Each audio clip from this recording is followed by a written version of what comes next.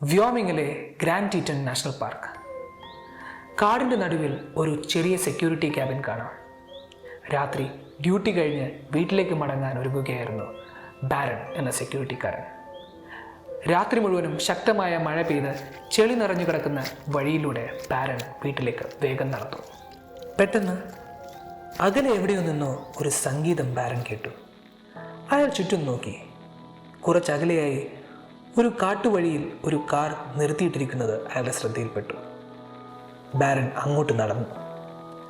കാറിനടുത്തെത്തിയ barren ചുറ്റും ആരെയും കണ്ടില്ല. കാറിനുള്ളിലെ റേഡിയോയിൽ നിന്നും പഴയൊരു ഗാനം കേൾക്കാം. അകത്താരോ ഉണ്ടെന്ന് മനസ്സിലാക്കിയ ബാരൻ കാറിൻ്റെ ചില്ലിൽ മുട്ടി. പക്ഷേ ആരും പ്രതികരിച്ചില്ല. അനക്കമൊന്നും കേൾക്കാതെയായപ്പോൾ അയാൾ കാറിൻ്റെ ഡോർ തുറന്നു. അകത്തെ കാഴ്ച കണ്ട് ബാരൻ മരവിച്ച് നിന്നുപോയി. ചോരയിൽ കുളിച്ച് ഏതാണ്ട് 18ഓളം വയസ്സ് പ്രായം തോന്നിക്കുന്ന ഒരു പെൺകുട്ടിയുടെ ശരീരം. പക്ഷേ ബാരനെ മരവിപ്പിച്ചത് മറ്റൊരു കാര്യമാണ്. അവളുടെ കഴുത്തിൽ ആഴത്തിൽ തറച്ചിരുന്ന ഒരു വലിയ ഹുക്ക്.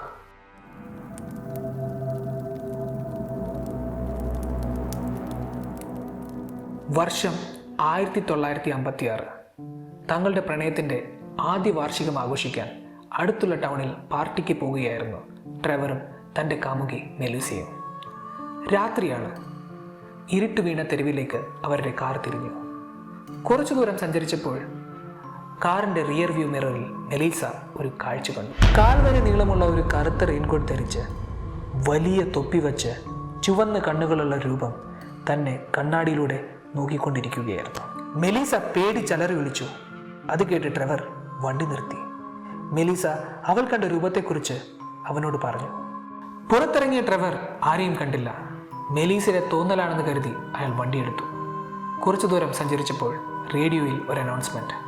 ഒരു കാലത്ത് അമേരിക്ക മുഴുവനും ഭീതിയിലാഴ്ത്തിയ ഹുക്ക്മാൻ എന്ന സീരിയൽ കില്ലറെ പല സ്ഥലത്തും കണ്ടു തുടങ്ങിയിരിക്കുന്നു.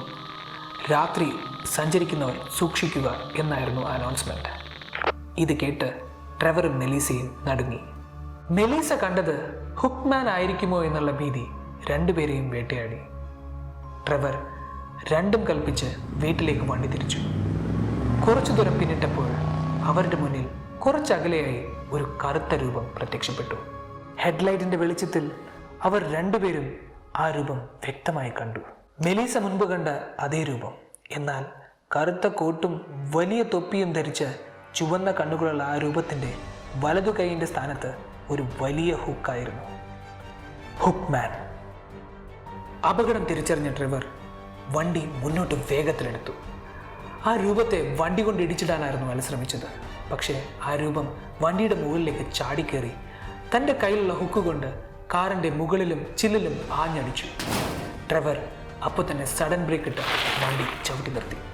ചാടി വെളിയിലിറങ്ങിയ ട്രെവർ കാറിൻ്റെ മുകളിലേക്ക് നോക്കി. പക്ഷേ അവിടെ ആരെയും കണ്ടില്ല.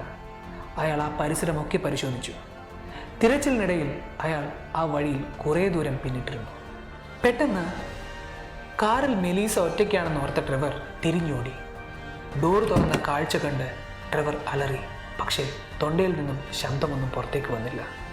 സ്ഥലകാല ബോധം നഷ്ടപ്പെട്ട ട്രെവർ ആ കാട്ടിലെവിടെയോ ഓടി മറഞ്ഞു.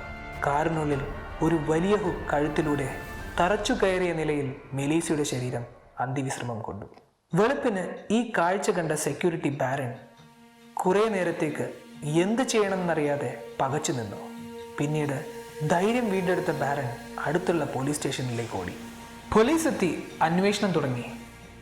ഈ കൊലപാതകത്തിന് പിന്നിൽ ആരാണെന്ന് അവർക്ക് കണ്ടെത്താനായില്ല. പിന്നീടും സമാനമായ കൊലപാതകങ്ങൾ നടന്നെങ്കിലും അതിൻ്റെയൊക്കെ പിന്നിൽ ആരാണെന്ന് ആർക്കും കണ്ടെത്താനായില്ല. ഇപ്പോഴും ഉത്തരം കിട്ടാത്ത ചോദ്യമായി ഹുക്ക്മാൻ എന്ന അർബൻ ലെജൻഡ് ആ നാട്ടിൽ നിലനിൽക്കുന്നു. 1950-60 കാലഘട്ടത്തിൽ അമേരിക്കയിൽ നിലനിന്നിരുന്ന ഒരു അർബൻ ലെജൻഡാണ് ദ ഹുക്ക്മാൻ അല്ലെങ്കിൽ ദ ഹുക്ക്. വലിയ റെയിൻകോട്ടും തലയിൽ തൊപ്പിയും വച്ച് ചുവന്ന കണ്ണുകളുള്ള ഒരു രൂപം. വലത്തെ കൈക്ക് പകരം ധരിച്ചിരിക്കുന്ന ഒരു വലിയ ഹുക്കാണ് ഹുക്ക്മാൻ എന്ന പേരിൻ്റെ പിന്നിൽ. ഈ ഹുക്ക് ഉപയോഗിച്ചാണ് ഹുക്ക്മാൻ തൻ്റെ ഇരകളെ ഇല്ലാതാക്കുന്നത്. ചെറുപ്പക്കാരായ കമിതാക്കളാണ് കൂടുതലും ഹുക്ക്മാൻ്റെ ആക്രമണത്തിന് ഇരകളാകുന്നത്. ഹുക്ക്മാൻ്റെ ഒറിജിനെ പറ്റി വ്യക്തമായ വിവരങ്ങളൊന്നുമില്ലെങ്കിലും നിരവധി കഥകളാണ് ഹുക്മാൻ്റെ പേരിൽ പ്രചാരത്തിലുള്ളത്. ഒട്ടുമിക്ക കഥകളിലും കാറിൽ സഞ്ചരിക്കുന്ന കമിതാക്കളെ ആക്രമിച്ചു കൊല്ലുന്ന ഒരു സീരിയൽ കില്ലർ അല്ലെങ്കിൽ ഒരു മാനസിക രോഗി എന്നുള്ള പരിവേഷമാണ് ഹുക്മാനുള്ളത്.